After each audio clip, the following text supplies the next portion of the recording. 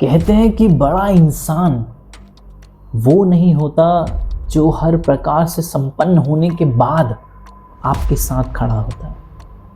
कहते हैं असली में वास्तव में बड़ा इंसान वो होता है जो क्षमता ना होने के बावजूद भी आपके साथ खड़ा रहता है, जिसके पास क्षमता ना होने के बाद भी जो हमेशा अपनी क्षमता से बढ़कर आपके लिए खड़ा है।